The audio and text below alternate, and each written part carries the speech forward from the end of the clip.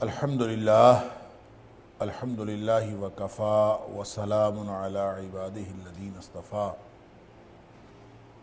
اشہد ان لا الہ الا اللہ وحدہ لا شریک لہ واشہد ان محمدا عبدہ ورسولہ صلی اللہ علیہ وآلہ وسلم۔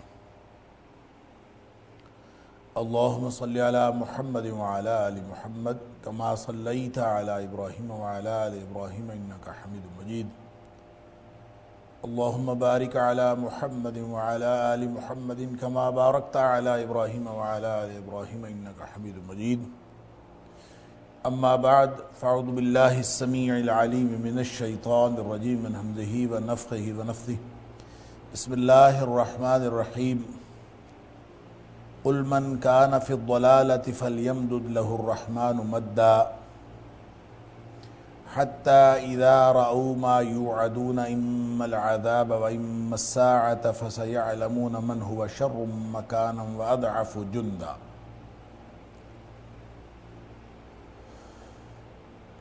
اے حبیب صلی اللہ علیہ وآلہ وسلم، آپ فرما دیجئے کہ جو کوئی گمراہی میں ہو پس یقیناً اللہ تعالیٰ اس کی ڈھیل میں اضافہ کر دیتا ہے۔ فَلْيَمْدُدْ تو ڈھیل دے دیتا ہے یا لازم ہے کہ اس کو ڈھیل دے دے، لَهُ الرحمن اس کو رحمان، مدّا لمبی ڈھیل، حتی اذا رأوا ما یوعدون یہاں تک کہ جب وہ دیکھتے ہیں کہ جس کا ان کو وعدہ کیا جاتا تھا، وعدہ دیے جاتے تھے وہ، اما العذاب یعنی جب وہ دیکھیں گے، چاہے وہ عذاب کی صورت میں ہو اما الساعہ اور چاہے وہ قیامت کی صورت میں ہو، فسیعلمون پس وہ یقیناً جان لیں گے اس وقت قریب، من ہوا شر مکانا کون ہے جو مقام کے اعتبار سے بدترین ہے، واضعف جندا اور لشکر کے اعتبار سے کمزور ترین ہے۔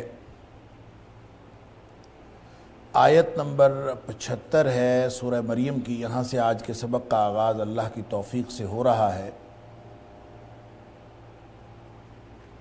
یہ جو قرآن حکیم کے الفاظ کا جو ایگزیکٹ مطلب ہوتا ہے، ایگزیکٹ مفہوم ہوتا ہے، بعض اوقات میں جب ترجمہ کرتا ہوں تو میں اس کا مفہوم بیان کر رہا ہوتا ہوں، ایگزیکٹ ترجمہ بیان نہیں کر رہا ہوتا۔ اس لیے بعض اوقات یہ ممکن ہے کہ لفظی طور پر اس کا معنی اور ہو اور جو مرادی مفہوم میں پیش کر رہا ہوں وہ اس میں کسی حد تک فرق ہو۔ وہ فرق یہ ہوتا ہے کہ جب آدمی ایک زبان سے دوسری زبان میں منتقل ہوتا ہے تو تفہیم کے اعتبار سے اور مفہوم کے اعتبار سے فرق ہوتا ہے، وگرنہ معنی کے اعتبار سے اور اس کی معنویت اور مقصدیت کے اعتبار سے کوئی فرق نہیں ہوتا۔ یعنی میں جب ترجمہ کرتا ہوں تو وہ لفظی ترجمہ نہیں ہوتا، وہ بامحاورہ ترجمہ ہوتا ہے، اس لیے میں نے یہ وضاحت ضروری محسوس کی۔ سورہ مریم کا یہ وہ مقام ہے جہاں سے ہم آج کے درس کا آغاز کر رہے ہیں، آیت نمبر 75 سے، کہ جس میں اللہ کریم نے توحید کی دعوت بھی دی ہے اور ساتھ ہی ساتھ مشرکین مکہ کے رویے پر تبصرہ بھی کیا ہے، ان کے اوپر تنقید بھی کی ہے اور ان کو ان کے رویے کے نتائج سے باخبر بھی کیا ہے۔ لہذا یہ آیت نمبر 66 سے لے کر آیت نمبر 83 تک کا یہ وہ حصہ جس میں توحید کی دعوت اور مشرکین مکہ کی جو مزاحمتی تحریک تھی اور اس میں خاص طور پر جو ان کا رویہ تھا متکبرانہ رویہ، اس کے اوپر قرآن کا تبصرہ موجود ہے۔ تو اس سے ماقبل کی آیات میں ہم پڑھ آئے ہیں پچھلی درس کے اختتام پر کہ جب ان کو کہا جاتا ہے، ان کے اوپر آیات بینات تلاوت کی جاتی ہیں تو وہ بجائے اس کے کہ اس کے اوپر غور و فکر کریں، وہ آگے سے یہ کہتے ہیں کہ تمہارا قرآن تو اچھا ہے، چلے جیسا بھی ہے، ہم اس کے مفاہیم کے بارے میں کوئی بات نہیں کرتے، لیکن یہ تو بتاؤ ای الفریقین خیر مقاما واحسن ندیا، کہ کون سا فریق ہے ہم میں سے جو مقام و مرتبے کے اعتبار سے بہتر ہے اور مجلس کے اعتبار سے، کس کی مجلس بہتر ہے؟ آگے سے وہ یہ کٹ حجتی شروع کر دیتے ہیں، یہ بحث شروع کر دیتے ہیں کہ تم اپنے قرآن کو اگر سچا کہتے ہو تو تمہاری محفل بہتر ہوتی، تمہاری مجلس بہتر ہوتی، تمہارے مقام و مرتبے میں اضافہ ہوتا، لیکن بظاہر تو جو سماجی طور پر کم مقام و مرتبے کے لوگ ہیں وہ نبی اکرم صلی اللہ علیہ وسلم کے ساتھ ہیں، بالعموم، اور جو بڑے بڑے سردار ہیں وہ تو سارے کے سارے مخالفین ہیں، تو کہتے ہیں محفل دیکھ لو، تمہاری محفل میں کون ہے؟ حضرت خباب بن ارت رضی اللہ تعالیٰ عنہ، بلال، صہیب، اللہ اکبر، یہ کیا محفل ہے، کیا مجلس ہے؟ اور ہماری دیکھو کہ اس کے اندر کتنے بڑے بڑے جو ہیں، ابو جہل ہے اس میں، نضر بن حارث ہے اس میں، ولید ہے اس میں، فلاں ہے اس میں، فلاں، عتبہ شیبہ ہیں، یہ گویا کمپیریزن وہ یہ کرنا شروع کر دیتے۔ یہ ہر دور کے کافروں کا یہی طریقہ کار رہا۔ وَكَمْ أَهْلَكْنَا قَبْلَهُم مِّن قَرْنٍ هُمْ أَحْسَنُ أَثَاثًا وَرِئْيًا، اللہ تعالیٰ فرماتا ہے اس سے پہلے کتنے ہی زمانے ہم نے تباہ و برباد کر دیے، اور کتنے ہی زمانے کے اور کتنی قوموں کو تباہ و برباد کر دیا۔ ہم احسن و اساسن، جو مال و دولت کے اعتبار سے بھی زیادہ اچھے تھے، ان سے بھی زیادہ اچھے تھے، وریا، اور ظاہری نمود و نمائش کے اعتبار سے بھی ان سے کہیں بڑھ کر تھے۔ ان کی جو ظاہری زندگی تھی، جس نمود و نمائش کو یہ کیلکولیٹ کر رہے ہیں، اس کے اعتبار سے بھی وہ بہت بہتر تھے، اور دوسرا یہ کہ وہ اپنے ساز و سامان کے اعتبار سے بھی وہ ان سے بہت بہتر تھے۔ کتنے تباہ و برباد ہو گئے۔ گویا ساز و سامان ہونا کسی کامیابی کی دلیل نہیں، ظاہری طور پر نمود و نمائش ہونا وہ بھی کسی کامیابی کی دلیل نہیں۔ اے حبیب صلی اللہ علیہ وسلم آپ فرما دیجئے، قل، آپ فرما دیجئے، من کان فی الضلالہ، ہوتا یہ ہے، اللہ کا قانون یہ ہے کہ جو گمراہی میں رچ بس جاتا ہے اور گمراہی کا ہو کے رہ جاتا ہے، اور جس کے واپسی آنے کے امکانات ختم ہو جاتے ہیں، فَلْيَمْدُدْ لَهُ الرَّحْمَنُ مَدًّا، اللہ تعالیٰ اس کی مہلت میں اضافہ کر دے، اس کی ڈھیل دے دیتا ہے، لمبی ڈھیل دے دے۔ فَلْيَمْدُدْ کے دو طرح سے ترجمہ کیا جا سکتا ہے۔ ایک تو ترجمہ یہ ہے جو میں نے شروع میں کیا کہ لازم ہے کہ رحمان اسے ڈھیل دے دے، یہ بھی ترجمہ ہے۔ فَلْيَمْدُدْ، یہ فعل امر بنتا ہے، امر غائب اس کو کہتے ہیں، فَلْيَمْدُدْ، پس چاہیے کہ لازم ہے کہ رحمان اس کو ڈھیل دے دے، مدّا، لمبی ڈھیل۔ اور دوسرا اس کا معنی یہ ہو سکتا ہے کہ رحمان اس کو ڈھیل دے دیتا ہے، بیانی انداز۔ دونوں کا اصل مفہوم ایک ہی ہے کہ جب وہ گمراہی اس کی اس حد تک پہنچتی ہے کہ ہدایت کے اور واپسی کے امکانات ختم ہو جاتے ہیں، تو پھر اللہ تعالیٰ ان کو مہلت دے دیتا، ڈھیل دے دیتا۔ اس ڈھیل کو ہم سمجھتے ہیں کہ وہ کامیاب پھرتا، اس کو وہ سمجھتے ہیں کہ ہماری محفل اچھی ہے، ہماری مجلس اچھی ہے، ہمارا رہن سہن اچھا، ہمارا سماجی مقام و مرتبہ اچھا، ہمارے جو ہر طرح کی خوشحالی ہمیں ملی ہوئی ہے، وہ اس کو یہ سمجھتے ہیں کہ یہ کامیابی۔ اور بعض اوقات کمزور ایمان والے جو مسلمان ہیں وہ بھی پریشان ہو جاتے ہیں، وہ بھی دیکھ کے کہتے ہیں کہ جناب اصل کامیابی تو وہ تو دناتے پھرتے ہیں۔ اللہ، حتیٰ، یہ چند دن کی بات ہے، حتیٰ یہاں تک کہ، یعنی وہ جو سورہ آل عمران کی آیت میں جو بار بار کوٹ کرتا ہوں کہ اللہ کریم نے فرمایا کہ یہ جو کافروں کا شہروں کے اندر دندناتے پھرنا تمہیں کسی دھوکے میں مبتلا نہ کرے۔ لا یغرنک تقلب الذین کفروا فی البلاد، کافروں کا شہروں میں دندناتے پھرنا یہ تمہیں کسی دھوکے میں مبتلا نہ کرے۔ متاع قلیل ثم مأواہم جہنم وبئس المہاد، یہ تو چند دن کا سامان اور چند دن کا فائدہ ہے، پھر ان کا ٹھکانہ جہنم ہے، اور بہت ہی برا ٹھکانہ ہے، اللہ تعالیٰ معاف فرمائے۔ لہٰذا فرمایا کہ یہ جو اللہ تعالیٰ ڈھیل دے دیتا ہے، اس ڈھیل کے بارے میں ہمارے خیالات اور طرح کے ہو جاتے ہیں۔ کمزور ایمان والے لوگ بھی متاثر ہونا شروع ہو جاتے ہیں کہ دیکھیں یہ لوگ اللہ کے دشمن بھی ہیں، گمراہی میں بھی ہیں، اللہ کے رسول صلی اللہ علیہ وسلم کو بھی نہیں مانتے، ان کی سرداریاں بھی قائم ہیں، ان کی خوشحالیاں بھی قائم ہیں، ان کی عیاشیاں بھی قائم ہیں، سب کچھ ہے، اور ہم اللہ کو ماننے والے۔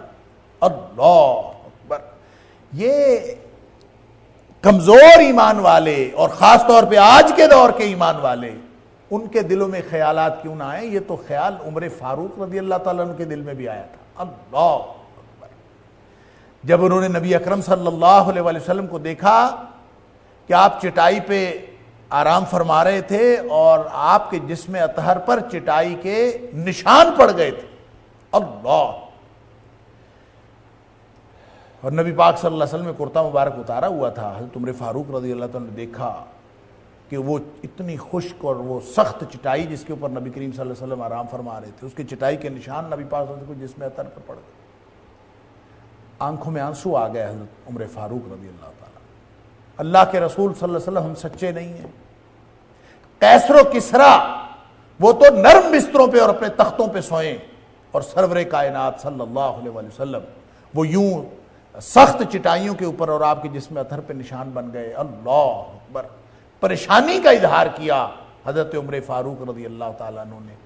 تو نبی اکرم صلی اللہ علیہ وسلم فرمایا، عمر اما ترضا یا الا ترضا، کیا تو اس بات پہ راضی نہیں ہے، تو اس بات پہ خوش نہیں ہے، ان تکون لہم الدنیا ولنا الآخرہ، کہ ان کے لیے دنیا ہو اور اللہ نے ہمارے لیے آخرت رکھی ہے۔ ان کے لیے اللہ نے دنیا رکھی ہے، ہمارے لیے اللہ نے آخرت رکھی ہے، تو کیا تو اس بات پہ خوش نہیں ہے؟ اللہ! تو یہ خیالات تو اس وقت عمر فاروق رضی اللہ تعالیٰ عنہ جیسے مضبوط ایمان والے شخص کے دل میں بھی آئے، تو آج کے دور میں یہ ہمارے دلوں میں خیالات کیوں نہیں آئے؟ تو اللہ تعالیٰ وہ قانون بتا رہا ہے کہ یہ جو لوگ کمپیریزن کرتے ہیں کہ دیکھیں ہماری مجلس دیکھیں، ہماری سرداریاں دیکھیں، ہماری خوشحالیاں دیکھیں، تو گویا وہ اس کو حقانیت بنا کے، اپنی حقانیت کی دلیل بنا کے پیش کرتے ہیں۔ فرمایا قانون سن لو اللہ کا، قل، اے حبیب صلی اللہ علیہ وسلم فرما دیجئے، من کان فی الضلالہ، جو گمراہی کے اندر رچ بس جاتا ہے، گمراہی کا ہو کے رہ جاتا ہے، فلیمدد لہ الرحمن مدا، اللہ تعالیٰ اس کو ڈھیل دے دیتا ہے۔ اس وقت قانون حرکت میں آتا ہے، پھر لازم ہو جاتا ہے کہ رحمان اس کو ڈھیل دے دے، پھر اس کو مہلت مل جاتی ہے۔ وہ جو ڈھیل ہوتی ہے وہ ہمارے جیسوں کو پریشان کرتی ہے، یہ پتہ نہیں کیا چکر ہے۔ اللہ اکبر! حتیٰ، یہاں تک کہ اذا رأوا، جب وہ دیکھیں گے، ما یوعدون، جس کا وہ وعدہ دیے جاتے تھے یا دیے جاتے ہیں، اما العذاب و اما الساعہ، اب وہ کیا ان کے اوپر آنے والا ہے؟ قیامت آ جائے پہلے یا عذاب آ جائے، دونوں میں سے کوئی صورت ہو سکتی۔ وعدہ پورا ہوا، مدت ختم ہوئی، تو دنیا میں قومیں تباہ و برباد ہوتی آئیں، پوری تاریخ ہے۔ اللہ تعالیٰ نے 6 اقوام کا ذکر بار بار کیا ہے جو اس خطہ عرب سے تعلق رکھتی تھی۔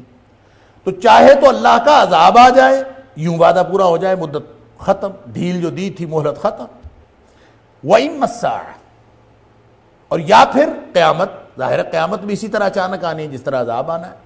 کوئی بھی ان دونوں میں سے کوئی حادثہ آ جائے تو مہلت ختم ہو جائے گی۔ جب وہ دیکھیں گے فَسَيَعْلَمُونَ، تو پھر عن قریب وہ جان لیں گے، من ہوا شر مکانن، یہ جو آج یہ تڑی دیتے ہیں نا کہ ہماری مجلس بڑی اچھی، ہمارا مقام و مرتبہ بڑا اچھا، ای الفریقین خیر مقام و احسن ندیہ، آج دیکھیں کہ مقام و مرتبہ کس کا اچھا ہے اور مجلس کس کی اچھی ہے۔ یہ جو آج تمہارے اوپر یہ شیخی بگارتے ہیں، دیکھیں ان کو اس وقت پتہ چلے گا من ہوا شر مکان، کون مقام و مرتبہ کے اعتبار سے برا ہے، یہ اس دن پتہ چلے گا۔ یہاں فیصلہ نہیں ہوتا، یہاں تو گدھا گھوڑا ہے، سب ایک برابر ہیں، بلکہ گدھے جو ہیں وہ دوسروں کے اوپر زیادہ حاوی ہیں۔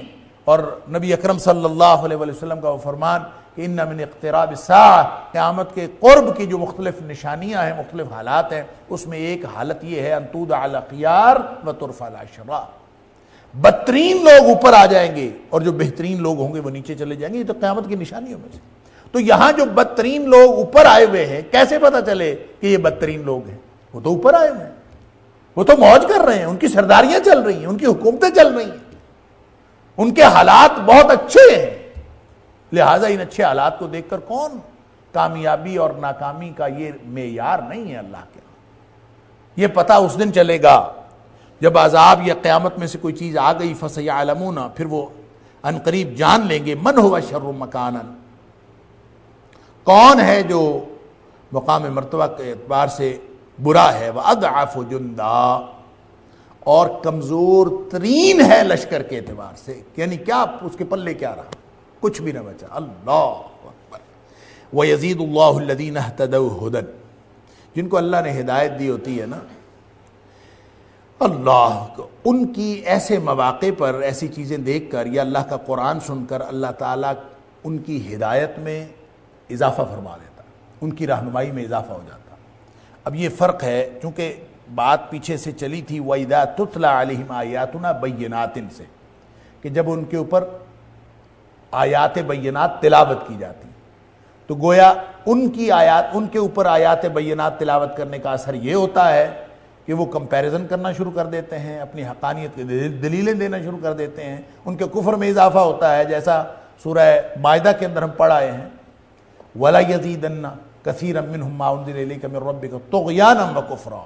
اللہ، 2 مرتبہ اللہ کریم نے یہ جملہ وہاں پہ دہرایا ہے کہ وَلَا يَزِيدَنَّ لازماً اضافہ کرتا ہے مَا أُنزِلَ إِلَيْكَ كَثِيرًا مِّنْهُمْ مَا أُنزِلَ إِلَيْكَ مِن رَّبِّكَ طُغْيَانًا وَكُفْرًا، ان میں سے اکثریت کو جو کچھ آپ کا رب نازل کرتا ہے ان میں سے اکثریت کے کفر اور طغیان میں اضافے کا باعث بنتا ہے، ان کے کفر اور طغیان میں اضافے کا باعث بنتا ہے، اور اہل ایمان کی ہدایت کا اور ان کے ایمان میں اضافے کا باعث بنتا ہے۔ سبحان اللہ۔ وَيَزِيدُ اللَّهُ الَّذِينَ اهْتَدَوْا هُدًى،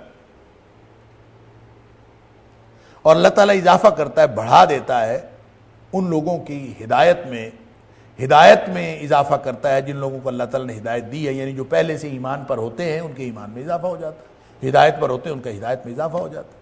والباقیات الصالحات خیر عند ربک ثوابا وخیر مردا، اللہ اکبر۔ اور وہ جو نیکیاں ہیں باقیات، باقی رہنے والی ہیں، الصالحات نیکیاں، خیر وہی بہتر ہیں، یہ جو دنیا کی شان و شوکت بہتر نہیں ہے، دنیا کی سرداری بہتر نہیں ہے۔ اللہ، آج بچے کمپیریزن کرتے ہیں کہ فلاں آدمی، فلاں بچے، فلاں نوجوان نہ نماز پڑھتے ہیں، نہ دین کے قریب جاتے ہیں، کچھ بھی نہیں ہے، اتنی کامیابیاں سے بیٹھ رہے ہیں، ان کو پوری دنیا میں اسکالرشپ بھی مل رہے ہیں، ان کو مالی طور پر بھی بہت خوشحال ہیں، ان کو کاروبار بھی ٹھیک چل رہے ہیں، ان کی نوکریاں ٹھیک چل رہی ہیں، ان کے سارے حالات بہتر ہیں، حالانکہ دین کے ساتھ ان کا کوئی تعلق نہیں۔ ہم نمازیں بھی پڑھتے ہیں، ہم اللہ سے ڈرتے بھی ہیں، ہم حرام حلال کا خیال بھی کرتے ہیں، ہم سب کچھ کرتے ہیں، اللہ، لیکن ہمارے کامیابیاں ہمیں نہیں مل رہی۔ یہ کامیابی کا معیار نہیں ہے، اللہ تعالیٰ یہ بتا رہا ہے، یہ پیمانہ نہیں ہے۔ پیمانہ کیا ہے کہ اللہ کے ہاں کون زیادہ پسندیدہ ہے، اور وہ پتہ چلے گا اس وقت جب دار الجزا میں ہم پہنچیں گے، یہ دار الامتحان ختم ہوگا، امتحان کی زندگی ختم ہوگی، پھر پتہ چلے گا کون، اور وہاں جو باقی رہنے والی چیز ہے یہی نیکیاں باقی رہنے والی۔ جو آدمی یہ کیلکولیٹ کرتا ہے میں نمازیں پڑھتا ہوں تو میری نوکری اچھی ہو جانی چاہیے، میں نمازیں پڑھتا ہوں میرا کاروبار اچھا ہو جانا چاہیے، اس کا مطلب اس کا آخرت کا تصور ہی ٹھیک نہیں۔ دنیا کے معاملات اللہ ٹھیک کر دیتا ہے، فَلَنُحْيِيَنَّهُ حَيَاةً طَيِّبَةً، یہ بھی اللہ کا وعدہ ہے کہ ہم دنیا کی زندگی بھی اس کی پاکیزہ بنا دیتے، لیکن وہ وعدہ زندگی پاکیزہ بنانے کا ہے، وہ وعدہ خوشحال بنانے کا نہیں۔ اللہ تعالیٰ ان کی دنیا کی زندگی بھی پاکیزہ بنا، وہ امیر ہو تو پاکیزہ ہوتا ہے، وہ غریب ہو تو پاکیزہ، اللہ تعالیٰ ان کی دنیا کی زندگی پاکیزہ بنا دے، اور اصل اجر تو آخرت میں ملنا۔ لہذا والباقیات الصالحات، اللہ اکبر، جو باقی رہنے والی ہیں وہ نیکیاں ہیں، لہذا وہی بہتر ہے۔ آج کی بھی نیکیاں وہ باقی رہ جائیں، لہذا دعا کرتے رہا کریں، اور دعا دنیا میں بھی ظاہر ہے، جو نبی کریم صلی اللہ علیہ وسلم نے فرمایا، ترمذی شریف کی حدیث ہے کہ جوتی کا تسمہ بھی ٹوٹ جائے تو اللہ ہی سے مانگو۔ اب ظاہر ہے جوتی کا تسمہ تو اس دنیا سے تعلق رکھنے والی چیز ہے، وہ بھی اللہ سے مانگنا ہے، لیکن دعا مانگتے وقت، وظیفے کرتے وقت، اللہ کا ذکر کرتے وقت، وہ جو دنیا کی جتنی بھی بشارتیں اللہ تعالیٰ نے اہل ایمان کو دی ہیں کہ اللہ تعالیٰ رزق میں اضافہ کر دیتا ہے، اللہ تعالیٰ قرآن میں بھی ہے، جو شخص استغفار کرتا ہے استغفار سے اللہ تعالیٰ رزق میں اضافہ کر دیتا ہے، تو صرف اس رزق کے اضافے کے اوپر نگاہ نہیں ہونی چاہیے، آخرت کی جو والباقیات الصالحات، جو آخرت وہی بہتر ہیں جو آخرت میں باقی رہ جائے۔ لہذا میں تو اکثر اپنے اسٹوڈنٹ سے بھی کہا کرتا ہوں اور خود بھی یہی سوچتا ہوں، کوشش یہ کرتا ہوں ذکر اذکار کرتے وقت یہ سوچنے کا۔ دیکھیں، جب ہم ایک دفعہ درود شریف پڑھتے ہیں تو اللہ کے رسول صلی اللہ علیہ وسلم فرمایا 10 دفعہ اللہ تعالیٰ اس کے اوپر رحمت نازل فرماتا، تو 10 دفعہ جو رحمت نازل ہوتی ہے وہ رحمت کی ڈیٹیل کیا ہے، اس کی تفصیلات کیا ہے، رحمت کی نوعیت کیا ہے، کون سی 10 رحمتیں۔ اب ظاہر ہے میں تو اپنے ذہنی اپج کے مطابق میں تو یہی سوچوں گا کہ میں نے درود شریف پڑھ دیا، میرے اوپر رحمتیں نازل ہونی چاہیے، میرا کاروبار بھی اچھا ہو جانا چاہیے، میری نوکری بھی اچھی ہونی چاہیے، میرے بچوں کی نوکری بھی اچھی ہو جانی چاہیے، میرا گھر بھی اچھا ہو جانا چاہیے، میرے ذہن کے اندر جو رحمت کی تفصیل ہے وہ یہ، میں یہ سمجھتا ہوں کہ یہ رحمت ہے۔ اللہ کے ہاں رحمت کا قانون اور ہے، سجدے کی توفیق مل جائے یہ رحمت ہے اللہ کی، قرآن کے ساتھ جڑنے کی توفیق مل جائے یہ رحمت ہے اللہ کی، سبحان اللہ۔ اللہ تعالی ہم سب پر رحمتیں نازل فرمائے، اور یہ رحمتیں پے بیک کریں گی جب ہم دار الامتحان سے دار الجزا کی طرف سفر کر جائیں۔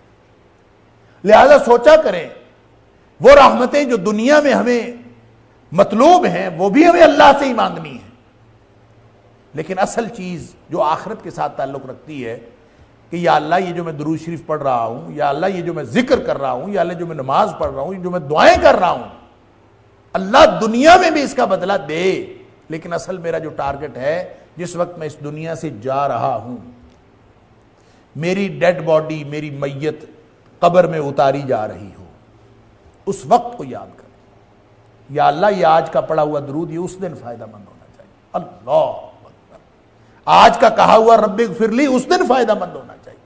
استغفار سے رزق میں اضافہ ہوتا ہے، لیکن یا اللہ میرا ٹارگٹ یہ ہے دنیا میں جیسے بھی، یا اللہ تو خوشحال رکھ، ربنا آتینا فی الدنیا حسنہ وفی الآخرۃ حسنۃ وقنا عذاب النار، یہاں جو میرے لیے بہتر ہے اللہ وہ عطا فرما، اور جو وہاں میرے لیے بہتر ہے وہ بھی عطا فرما۔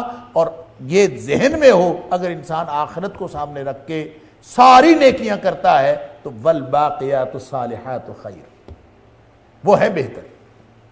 اگر نیکی بچ گئی وہاں جانے کے لیے، اگر سارا کچھ یہیں رہ گیا، خدمت خلق کی، لوگوں کی کے ساتھ نیکیاں کی، صدقہ خیرات کیا، سخاوت کی، لوگوں کے ساتھ سارے معاملات کیے، لیکن آخرت کو ملحوظ رکھ کے نہیں کیے، وہ ساری کی ساری نیکیاں یہیں رہ جاتی ہیں۔ نبی کریم صلی اللہ علیہ وسلم فرمایا اللہ تعالیٰ کافر کے سارے نیک کاموں کا بدلہ یہیں دنیا میں دے دیتا ہے اس کو۔ ظاہر ہے کافر بھی تو نیکیاں کرتے ہیں، ان کے اندر بھی نیکی کا جذبہ ہوتا ہے، لیکن وہ آخرت کو ملحوظ رکھ کے نہیں کر رہے ہوتے، لہٰذا اللہ تعالیٰ ان کی ساری نیکیوں کا بدلہ یہاں دنیا میں دے دیتا ہے۔ تو پھر کیا ہوتا ہے، جس وقت وہ جا رہا ہوتا ہے اس دنیا سے، موت کا وقت آتا ہے تو اس کے پلے ذرہ بھر بھی نیکی نہیں بچتی، کیونکہ سارے کا سارا بدلہ اللہ تعالیٰ ان کو دنیا میں دے چکا ہوتا ہے۔ اللہ اکبر۔ اور جب وہ اللہ کے دربار میں پہنچتے اس کے پلے کچھ نہیں ہوتا، کچھ بھی نہیں ہوتا۔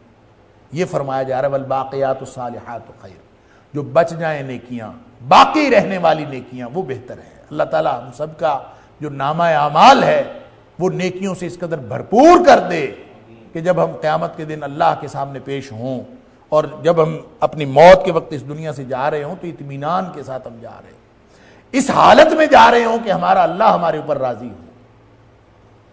یہ ہے اصل چیز، والباقیات الصالحات خیر، یہ دنیا کا قانون بتایا جا رہا ہے، اللہ کا قانون بتایا جا رہا ہے۔ یہ جو قریشی اپنی سرداریوں پہ خوش تھے اور نبی کریم صلی اللہ علیہ وسلم کے ساتھی کمزور تھے، قریشی سردار تھے، اور وہ اپنے ساری سرداریوں اور خوشحالیوں کے ساتھ وہ کمپیریزن کر رہے تھے کہ ان بیچاروں کے پاس کوئی کیا ہے، تو کامیابی وہ اس کو کامیابی سمجھ رہے تھے، تو ان کو بتایا جا رہا ہے کہ کامیابی کا وہ معیار نہیں ہے۔ والباقیات الصالحات خیر عند ربک، تیرے رب کے پاس وہ جو باقی رہنے والی نیکیاں ہیں وہی بہتر ہے، ثوابا وخیر مردا، وہ بدلے کے اعتبار سے بھی وہی بہترین ہے اور لوٹنے کے اعتبار سے بھی وہی بہترین۔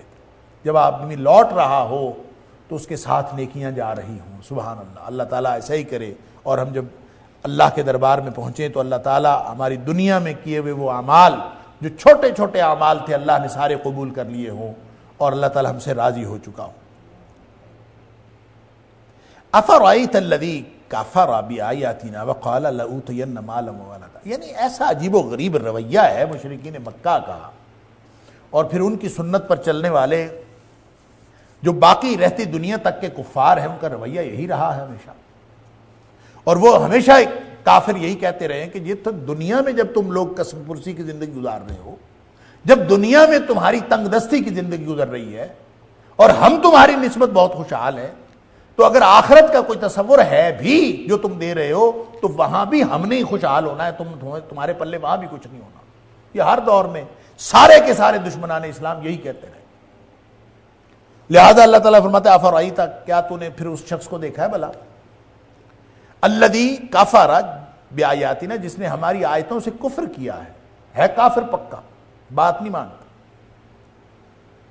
وقال لأوتین مالا وولدا، لیکن کہتا ہے کہ میں جیسے یہاں مجھے مال اور بیٹے دیے گئے ہیں، میں جب قیامت کو کہیں جاؤں گا تو بھی مجھے مال اور اولاد پھر بھی ملے گی، یعنی جیسا میں یہاں خوشحال ہوں ویسا خوشحال میں وہاں ہوگا۔ یہ ان کا خام خیالی ان کی، وہ کہتے ہیں اطلع الغیب، اللہ تعالیٰ فرماتا ہے کیا انہوں نے غیب کو جھانک کے دیکھ لیا ہے یا غیب پر ان کو کوئی غیب کی اطلاع مل گئی ہے کہ ایسا ہونے والا ہے، ان کو آخرت میں جو ہے وہ مال و دولت سے نوازا جائے گا؟ ام اتخذ عند الرحمن عہدا، یا پھر انہوں نے رحمان کے پاس کوئی عہد لے لیا ہے، عہد لے رکھا ہے، کوئی سرٹیفکیٹ لے رکھا ہے کہ جناب انہوں نے تو بخش جانا، کوئی بخشش کا سرٹیفکیٹ ملا ہوا ہے؟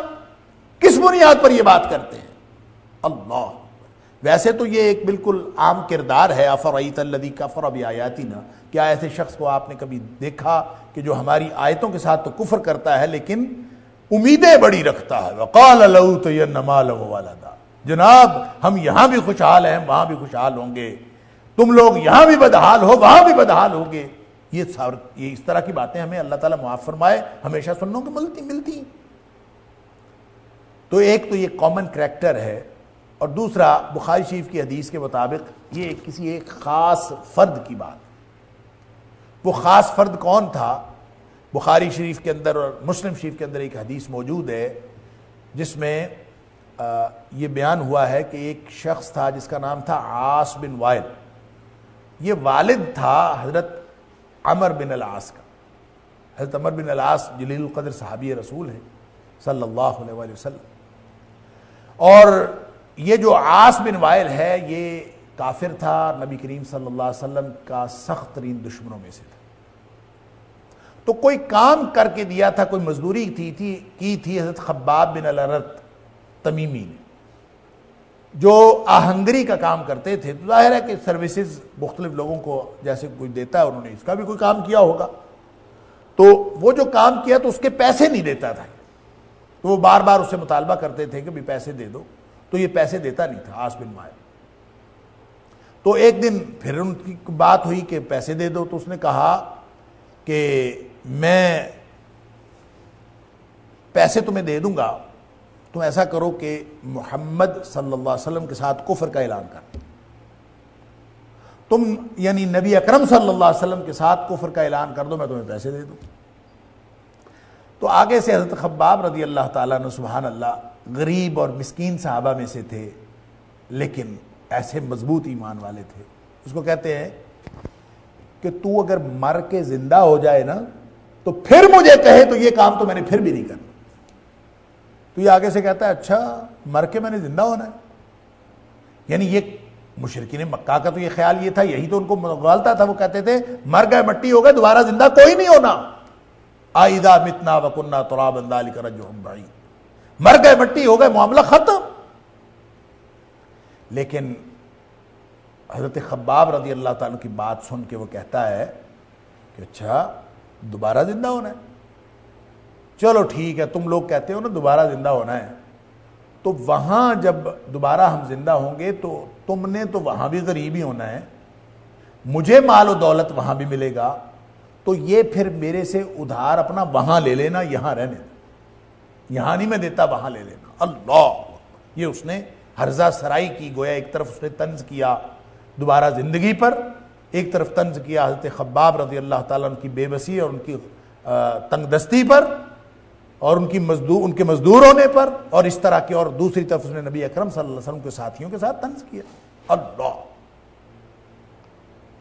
تو اس پر پھر اللہ تعالیٰ فرماتا ہے اطلع الغیب، کیا اس نے غیب میں جھانک کے دیکھ لیا؟ اس کو غیب کی اطلاع مل گئی ہے کیا؟ کس بنیاد پر وہ یہ بات کر رہا ہے؟ ام اتخذ عند الرحمن عہدا، یا پھر اس نے رحمان سے کوئی سرٹیفکیٹ لے لیا ہے، کوئی عہد کر لیا ہے؟ کلا، ہرگز نہیں، کچھ بھی نہیں، نہ کوئی رحمان کے ساتھ سرٹیفکیٹ ہے، نہ کوئی معاہدہ ہے، نہ کوئی ایسی کوئی بات ہے، اللہ کا قانون ہی کچھ اور ہے، اس کی سمجھ میں نہیں آتی۔ کلا، ہرگز نہیں۔ سنکتب ما یقول، یہ جو ہرزہ سرائی کر رہا ہے نا، یہ جو زبان سے اس کے غلط الفاظ نکل رہے ہیں، یہ بھی ہم نے لکھ رکھے ہیں، سنت تو وہ ہم لکھ لیں گے، ہمارے پاس اس کا بھی ریکارڈ پورا مینٹین ہو رہا۔ سنکتب ما یقول، جو کچھ اس نے کہا ہے وہ بھی ہم نے لکھ لیا ہے۔ وَنَمُدُّ لَهُم مِّنَ الْعَذَابِ مَدًّا، اور اس کہنے کی وجہ سے، یعنی جو اس کے اپنے کرتوت ہے وہ تو ہے ہی، کفر کی وجہ سے جو عذاب ہے وہ تو ہے ہی، اپنے اعمال کی وجہ سے اور اپنے پچھلے کردار کی وجہ سے جو اس کا عذاب کا استحقاق بنتا ہے وہ تو ہے ہی. اس کہنے کی وجہ سے وہ جو ہرزہ سرائی کر رہا ہے نا، جو اس نے طنز کیا ہے اللہ کے نظام آخرت پر، موت و حیات پر، جو اس نے طنز کیا ہے نبی اکرم صلی اللہ علیہ وسلم اور صحابہ کی حقانیت پر، جو اس نے طنز کیا ہے اللہ کی آیات کی حقانیت پر، جو اس نے طنز کیا ہے حضرت خباب رضی اللہ تعالیٰ کی حیثیت پر، تو فرمایا یہ سب کچھ ہم نے لکھ لیا. سنکتب ما یقول، ہر چیز ریکارڈ میں آ رہی ہے. ہوگا کیا؟ وَنَمُدُّ لَهُم مِّنَ الْعَذَابِ مَدًّا، اس کہنے کی وجہ سے اس کے عذاب کے اندر اضافہ ہو جائے. وَنَمُدُّ لَهُ مِنَ الْعَذَابِ، ہم اس میں اضافہ کر دیں گے، بڑھا دیں گے. من العذاب، کچھ نہ کچھ عذاب اور بڑھ جائے گا. مدّا، کافی سارا بڑھ جائے گا. اللہ اکبر. وَنَارِثُهُ مَا يَقُولُ وَيَأْتِينَ فَرْدًا، یہ جو کچھ کہہ رہا ہے نا، جن باتوں کے بارے میں یہ اشارہ کر رہا ہے کہ اس کے پاس مال ہے، اس کے پاس اولاد ہے، اس کے پاس بیٹے ہیں، وہ جناب یہاں پہ بڑا سرداری کی زندگی گزار رہا ہے، وہ جن چیزوں کی طرف اشارہ کر رہا ہے جو مال و دولت ہے، یہ تو سارا یہی رہ جانا ہے. اس کے اصل وارث بھی ہم ہیں. وَنَارِثُهُ، اس کی ہر چیز کے وارث ہم ہیں. ما یقول، جن چیزوں کے بارے میں یہ بات کر رہا ہے نا، اس کے وارث تو ہم ہیں. وَيَأْتِينَا فَرْدًا، ہمارے پاس جب یہ آئے گا تو تنہا ہے، ہر چیز یہاں رہ جائے گی. اللہ اکبر. اکیلا ہمارے پاس آئے گا. اللہ اکبر. اور جب آئے گا ہی اکیلا تو وہاں ادھار کیسے چکتا کرے گا؟ وہاں اس کے پاس مال و دولت ہوگا ہی کہاں. ایسی تنہائی ہے کہ کفن کو جیب بھی نہیں لگی ہوئی، کوئی چیز ساتھ نہیں لے کے آئے گا، بالکل اکیلا تنہا. کپڑے بھی کوئی اچھے پہن کے نہیں آئے گا. تو یہ ہر چیز جو اس کے پاس ہے، اس کے اصل وارث تو ہم ہیں. وَنَارِثُهُ مَا يَقُولُ، جن کے بارے میں یہ باتیں کر رہا ہے وہ تو ساری کی ساری ہماری اپنی ملکیت ہے. تو یہ گویا اس کی جو عاص بن وائل کی ہرزہ سرائی تھی، اس کا اسپیسیفک بیان ہے، یا پھر یہ ایک کامن کریکٹر ہے، ایک عام کردار ہے جو ہمیں پوری دنیا میں اس طرح کے کردار ملتے ہیں جو انفرادی یا اجتماعی طور پر مسلمانوں کو اس طرح سے نیچا دکھانے پر بڑے خوش ہوتے ہیں کہ تم لوگ تو بالکل سماجی مقام و مرتبہ نہیں رکھتے، مال و دولت نہیں رکھتے، اولاد کوئی نہیں ہے، تمہیں دنیا کی خوشحالیاں میسر نہیں ہے. تو دنیا کی جو تنگ دستیاں ہیں ان کو بنیاد بنا کر وہ اپنے آپ کی برتری جتاتے ہیں اور یہ سمجھتے ہیں کہ ہم کفر میں خوش ہیں اس لیے ہم گویا سچے ہیں. وہ اپنی حقانیت کی دلیل بناتے ہیں. تو ان کو یہ تنبیہ کی جا رہی ہے اور انذار کیا جا رہا ہے، اللہ اکبر، بچ جاؤ تم اس بات سے. یہ ان کا رویہ ہے. اللہ تعالیٰ فرماتا ہے ہم سب لکھ لیں گے اور پھر عذاب میں اضافہ کر دیں گے. وَنَارِثُهُ مَا يَقُولُ وَيَأْتِينَ فَرْدًا، جو کچھ وہ کہہ رہا ہے اس کی سب کے وارث تو ہم ہیں. وَيَأْتِينَ فَرْدًا، ہمارے پاس تو وہ اکیلا آئے گا. کچھ بھی یعنی وہاں پہ کسی کے اختیار میں کچھ نہیں ہوگا. اصل میں انسان کو یہی دھوکہ ہو گیا ہے. دھوکہ کس بات سے ہو گیا ہے کہ یہاں یہ بولتا ہے، بولنے کی کوشش کرتا ہے، اس کے گلے سے آواز نکل آتی. اللہ، بات کرنے کی کوشش کرتا ہے، اللہ نے زبان دی ہے، اس کے اندر سے صاف ستھری بات نکل آتی. کسی چیز کو دیکھنے کی کوشش کرتا ہے، اللہ تعالیٰ نے بینائی عطا فرمائی، دیکھ لیتا ہے. سننے کی کوشش کرتا ہے، سماعتیں درست ہیں. کچھ چاہتا ہے تو چاہنے کی بھی کچھ نہ کچھ صلاحیت اللہ تعالیٰ نے عطا کر دی. یہ جو کچھ نہ کچھ اختیار اللہ نے اس کو دے دیا ہے، جو چاہتا ہے کھا لیتا ہے، جہاں چاہتا ہے اٹھ جاتا ہے، بیٹھ جاتا ہے، جو کچھ یہ کرتا ہے، یہ تھوڑا سا اختیار اللہ نے اس کو جو دیا ہے، جیسے آنکھوں کی بینائی دی ہے، کانوں کی سماعتیں دی ہیں، قوت گویائی ہے، قوت ذائقہ ہے، قوت شامہ ہے، یہ سب کچھ تو اللہ نے دیا ہے امتحان کے لیے کہ بھلا یہ کہاں استعمال کرتا. اس کو دھوکہ یہ ہو جاتا ہے کہ شاید یہ میرا اختیار ہے. اس کو یہ دھوکہ ہو جاتا ہے کہ شاید یہ میں ہوں، یہ میری مرضی ہے، میرا جسم ہے اور میری مرضی ہے، میری آنکھیں اور میری مرضی ہے، میری زبان ہے اور میری مرضی ہے، میری سماعتیں ہیں اور میری مرضی ہے، میری زندگی اور میری مرضی. اس کو دھوکہ ہو جاتا ہے کہ شاید میں با اختیار ہوں. اس کو یہ نہیں سمجھ آتی کہ اس کو تو امانت کے طور پر کچھ وقت کے لیے یہ دیا گیا ہے، سب کچھ، یہ سب کچھ واپس لے لیا جانا ہے. یہ بطور امتحان دیا گیا کہ بھلا یہ آنکھوں کو کیسے استعمال کرتا ہے، بھلا یہ قوت گویائی کو کیسے استعمال کرتا ہے، بھلا یہ کیسے سماعتیں استعمال کرتا ہے، یہ اللہ کی مرضی سے زندگی گزارتا ہے کہ اپنی مرضی سے زندگی گزارتا ہے تو یہ امتحان. لیکن یہ اس دھوکے میں پڑ جاتا ہے کہ یہ میرا اختیار ہے، میں اور میرا اختیار، بس یہی انسان کو اصل دھوکہ یہی ہوتا ہے. اللہ اکبر. اور قیامت جب آئے گی تو اللہ تعالیٰ یہ جو ظاہر ہے کسی کے پاس چھوٹا اختیار ہے، کسی کے پاس بڑا اختیار ہے. بڑا اختیار آتا ہے، کوئی کسی ملک کا سربراہ بن جاتا ہے، کوئی کسی قبیلے کا سردار بن جاتا ہے، تو اس کے اندر اور زیادہ خناس سما جاتا ہے کہ میرا اختیار، وہ اور زیادہ معاملہ خراب ہو جاتا ہے. اللہ تعالیٰ معاف. تو وہ جو انسان کے دل میں دھوکہ ہوتا ہے کہ یہ شاید میرا ہے، اللہ تعالیٰ نے اس کے بارے میں فرمایا ہے کہ یہ جو سارا وقتی اختیار جو اللہ نے امتحان کے لیے دیا ہے، یہ بھی قیامت والے دن سارا واپس لے لیا جائے. کوئی اختیار کسی کے پاس نہیں ہو. یہ ذرہ بھر جو بولنے، سننے یا چکھنے یا دیکھنے کسی بھی چیز کا جو اختیار ہے، یہ اختیارات بھی سارے کے سارے واپس لے لیے جائیں. اس دن پھر اللہ آواز لگائے، منادی کرنے والا اللہ کی طرف سے منادی کرے گا، لمن الملک اليوم، بتاؤ تمہاری وہ سپر پاورز کدھر گئیں، تمہارا جو اختیار کدھر گیا. آج کسی کے پاس اختیار ہے، لمن الملک اليوم، اللہ. تو چونکہ بولنے کا اختیار بھی انسان کا اپنا نہیں ہے اور اس دن وہ بھی چھین لیا جائے گا، تو کون بولے پھر اس دربار میں؟ کون بولے جس کا اپنا اختیار ہے ہی نہیں؟ اللہ اکبر. وہ کون بولے؟ تو پھر خود اللہ تعالیٰ کی ذات ہی ارشاد فرمائے گی، للہ الواحد القہار، اکیلے اللہ زبردست کا اختیار ہے، کسی اور کے پاس کوئی اختیار نہیں ہے. اللہ اکبر. تو یہ اختیار جب دنیا میں جو اختیار دیا ہے اللہ نے امتحان کے لیے دیا ہے، ہمیں امین بنایا ہے، یہ اگر سمجھ میں آ جائے تو دنیا میں ہی مسئلہ حل ہو جاتا ہے. اللہ میرا تو اختیار ہے نہیں، یہ جو تو نے جو عطا فرمایا ہے، تو نے امتحان کے لیے عطا فرمایا، اللہ میں اس اختیار کو تیری مرضی کے خلاف استعمال نہیں کرنا چاہتا. میں نے پھنسنا ہے اس کو اختیار کو استعمال کر. میں نے اگر آنکھوں کو اپنی مرضی سے استعمال کر لیا تو میں قیامت والے دن کیا جواب دوں گا کہ مالک تو نے تو مجھے کچھ اور دیکھنے کے لیے دی تھی، میں کچھ اور دیکھتا رہا. اللہ، میں سماعتیں اور قوت گویائی اور اللہ کی دی ہوئی ساری صلاحیتیں، وہ پوچھے گا نا قیامت والے دن، زندگی دی تھی کہاں گزاری، شباب دیا تھا کہاں گزارا، اللہ، مال کہاں سے کمایا اور کہاں خرچ کیا. یہ سوالوں کے جواب دینے پڑیں گے.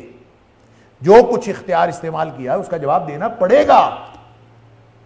لہذا وہ اختیار جو یہاں ہے امتحان کے لیے، یہ بھی ختم ہو جائے گا. جو ہی موت آئی، موت آتی ہم دیکھتے ہیں، وہ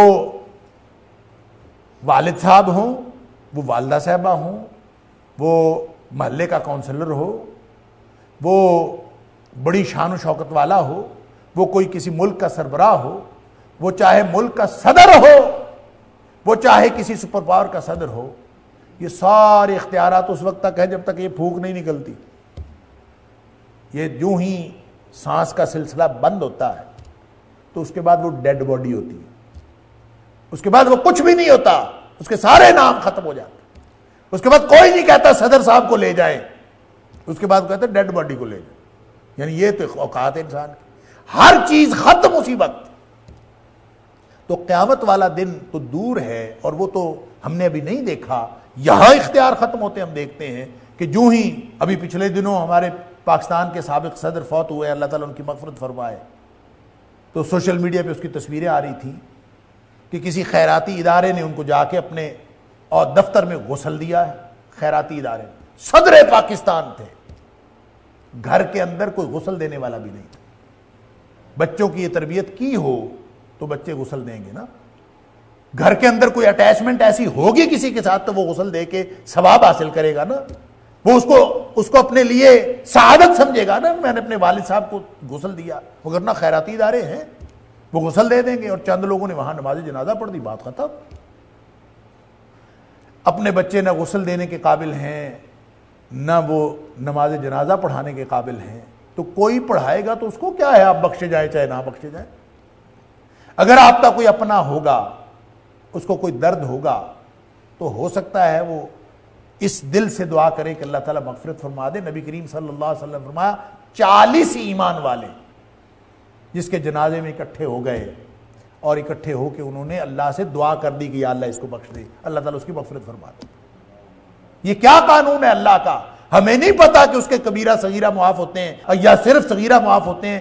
کیا بخشش اور مغفرت کا کیا معیار ہے؟ ان 40 لوگوں کے اللہم اغفر لہو کہنے سے اللہ تعالیٰ کیا شرم رکھتا ہے، کیا اللہ تعالیٰ ان کو عطا کرتا ہے اور کس طرح کا قانون ہے یہ ہمیں نہیں پتا، لیکن نبی کریم صلی اللہ علیہ وسلم اس کی 40 لوگوں کے کہنے سے مغفرت ہو جاتی ہے اگر 40 صاحب ایمان اس کے جنازے پہ آ جائیں۔ کیا ہم نے اپنے تعلقات میں یہ کبھی پریورٹی رکھی ہے کہ میرے جنازے پہ کوئی صاحب ایمان آ جائیں؟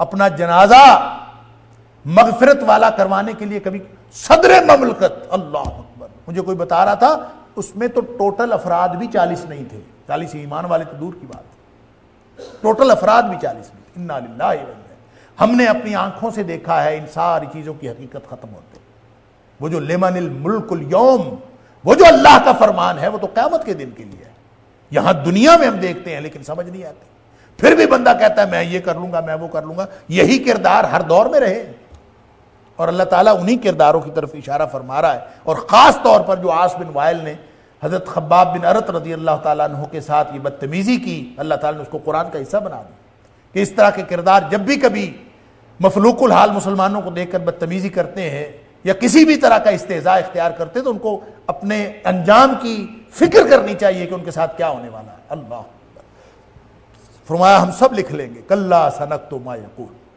سب لکھا جا رہا، ما یلفظ من قول الا لدیہ رقیب عتید، زبان سے بات نکلتی ہے لکھنے والا فوراً لکھ لیتا۔ یہاں فرمایا سنکتب ما یقول، جو کچھ وہ کہتا ہے ہم لکھتے جا رہے ہیں، وَنَمُدُّ لَهُ مِنَ الْعَذَابِ مَدًّا، اس سے اس کے عذاب میں اضافہ ہوگا، وَنَرِثُ مَا يَقُولُ، اور جن چیزوں کے بارے میں وہ بات کر رہا، مال، اولاد، یہ سرداری، سب یہ سارا کچھ تو ہمارا ہے، اس کو بطور امین دیا تھا، یہ بدبخت کس چکر میں پڑ گیا، یہ بے وقوف کس دھوکے میں مبتلا ہو گیا کہ یہ میرا ہے، اور نعرے لگاتا ہے میرا جسم میری مرضی، یہ دنیا پوری کو بتاتا پھرتا ہے گلا پھاڑ پھاڑ کے میں یوں اور میں فلاں، تو ہے کیا؟ وَنَرِثُ مَا يَقُولُ، جس کی بھی یہ بات کرے سب ہمارا ہے، سب کے وارث ہم ہیں، وَيَأْتِينَ فَرْدًا، ہمارے پاس اکیلا ہے، وَاتَّخَذُوا مِن دُونِ اللَّهِ آلِهَةً لِيَكُونُوا لَهُمْ عِزًّا، ایک تو اپنے اختیار کے بارے میں یہ غلط فہمی اور یہ دھوکہ، اور دوسرا وَاتَّخَذُوا مِن دُونِ اللَّهِ آلِهَةً، اللہ کے علاوہ بہت سارے شریک بنا رکھیں، الہ بنا رکھیں، خدا بنا رکھیں، لِيَكُونُوا لَهُمْ عِزًّا، اس لیے بنا رکھے ہیں کہ وہ ان کے لیے مددگار ہوں، غلبے کا باعث ہوں، عزت کا باعث ہوں، یعنی عزت بھی ڈھونڈتے ہیں تو کہاں سے ڈھونڈتے ہیں؟ ایک تو خود اپنے بارے میں دھوکے میں مبتلا، اور دوسرا جن لوگوں کے ساتھ مل کے کہ جناب فلاں ملک ہمارے ساتھ ہے، ہماری عزت بڑھ جائے گی، ہمارا غلبہ بڑھ جائے گا، ہمیں فلاں کی مدد بھی حاصل ہے، ہمیں فلاں کی مدد بھی حاصل ہے۔ اللہ کتنا بڑا دھوکہ ہے۔ لِيَكُونُوا لَهُمْ عِزًّا، عزّا کا معنی غلبہ بھی ہوتا ہے، عزّا کا معنی عزت بھی ہوتا ہے، عزّا کا معنی مدد بھی ہوتا ہے، تاکہ وہ ان کے مددگار ہوں، ان کے لیے غلبے کا باعث ہوں، ان کے لیے عزت کا باعث ہوں۔ تو عزتیں کہاں ڈھونڈتے ہیں ہم؟ اللہ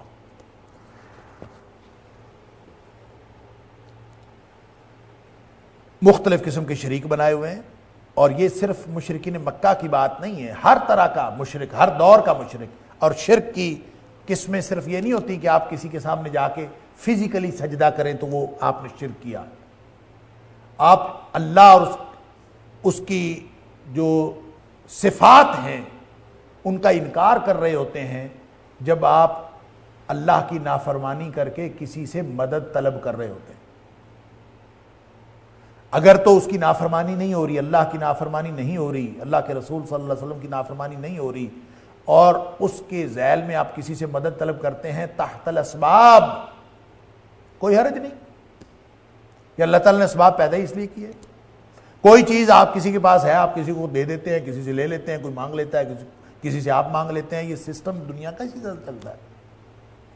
لیکن جہاں اسباب موجود ہی نہ ہوں اور پھر بھی آپ سمجھیں کہ مخلوق میں سے کوئی آپ کی مدد کر سکتا ہے تو یہ شان اللہ کی ہے، فوق الاسباب، بغیر کسی سبب کے مدد کرنا یہ اللہ کی شان۔ اور اگر کوئی شخص بغیر کسی سبب کے کسی اور سے عزت، غلبہ، مدد چاہتا ہے تو گویا وہ اللہ کی شان کو چیلنج کرتا ہے، اور یہ بہت بڑا شرک ہے۔ اور یہ ضروری نہیں ہے کہ آپ کسی کو معبود بنا کے یہ کام کر رہے ہوں۔ کئی زندہ خدا، کئی مردہ خدا، کئی مانوی خدا، کئی ظاہری خدا، ہم نے کتنے خدا بنائے جن سے ہم عزت چاہتے ہیں، جن سے ہم غلبہ چاہتے ہیں، جن سے ہم مدد چاہتے ہیں، اللہ۔ اور ہماری عزت تو اتنی، ہماری جیب میں وزیر اعظم کا رکا آ جائے ہم کہتے ہیں ہاں پھولے نہیں سماتا بندہ، میرے پاس وزیر اعظم کا کھاتا، ڈائریکٹو ہو گیا ہے وزیر اعظم کا ڈائریکٹر، وزیر اعلیٰ، میرا کام ہو جائے جیب میں ڈالا ہے اب تو میں جناب۔ یہ کن چیزوں کو ہم سمجھتے ہیں؟ اگر تو اللہ اور اس کے رسول صلی اللہ علیہ وسلم کی فرما برداری کے ذیل میں یہ ساری چیزیں ہیں تو کوئی حرج نہیں۔ اور اگر کہیں بھی چیلنج ہو گئی اللہ کی اتھارٹی، کہیں بھی چیلنج ہو گیا نبی کریم صلی اللہ علیہ وسلم کا حکم، تو یہی وہ مدد چاہنا ہے جو انسان کا بیڑا غرق کرتا ہے دنیا اور آخرت میں۔ اللہ تعالیٰ معاف فرمائے، یہی وہ شرک ہے۔ وَاتَّخَذُوا مِن دُونِ اللَّهِ آلِهَةً، اللہ کے علاوہ انہوں نے بہت سارے الہ بنائے ہوئے ہیں۔ لِيَكُونُوا لَهُمْ عِزًّا، ان سے عزت چاہتے ہیں، غلبہ چاہتے ہیں، مدد چاہتے ہیں۔ کلا، سن لیجئے، ہرگز نہیں، کبھی غلبہ نہیں مل سکتا، کبھی عزت نہیں مل سکتی۔ اللہ اکبر۔ وہاں سورہ منافقون میں اللہ تعالیٰ وَلِلَّهِ الْعِزَّةُ وَلِرَسُولِهِ وَلِلْمُؤْمِنِينَ وَلَكِنَّ الْمُنَافِقِينَ لَا يَعْلَمُونَ۔ لوگ عزت ڈھونڈتے ہیں، پتہ نہیں کہاں ڈھونڈتے پھر رہے ہیں۔ ساری عزت تو اللہ کی ہے، وَلِلَّهِ الْعِزَّةُ جَمِيعًا، ہر طرح کی عزت، مدد، غلبہ صرف اللہ کے پاس۔ اور پھر اگر عزتوں کا کوئی پروٹوکول ہے، عزتوں کا کوئی سیکوینس ہے، تو یہ ہے کہ اللہ وَلِرَسُولِهِ وَلِلْمُؤْمِنِينَ، یہ پروٹوکول ہے۔ سب سے بڑی عزت اللہ کی، سب سے بڑی ناموس اللہ کی، اس کے بعد سرور کائنات صلی اللہ علیہ وسلم کی، اور اس کے بعد اہل ایمان کی عزتوں کا پروٹوکول تو یہ ہے کہ پتہ نہیں لِيَكُونَ لَهُمْ عِزًّا وَاتَّخَذُوا مِن دُونِ اللَّهِ آلِهَةً لِيَكُونُوا لَهُمْ عِزًّا، یہ اللہ کو چھوڑ کر پتہ نہیں کہاں سے الہ بناتے ہیں اور ان سے عزت چاہتے ہیں، ان سے غلبہ چاہتے ہیں، ان سے مدد چاہتے ہیں۔ کلا، ہرگز نہیں، ممکن ہی نہیں۔ سَيَكْفُرُونَ بِعِبَادَتِهِمْ، یہ جن کی عبادت کر رہے ہیں نا، جن کو انہوں نے بڑا بنایا ہوا ہے، جن سے یہ عزت، غلبے اور مدد کی توقع رکھتے ہیں، سَيَكْفُرُونَ بِعِبَادَتِهِمْ، وہ خود ان کی عبادت سے انکاری ہو جائیں گے۔ سَيَكْفُرُونَ، ان قریب وہ انکار کر دیں گے، بعبادتہم، کہ انہوں نے کوئی ہماری بندگی نہیں کی، یا اگر کی ہے تو انہوں نے غلط کیا۔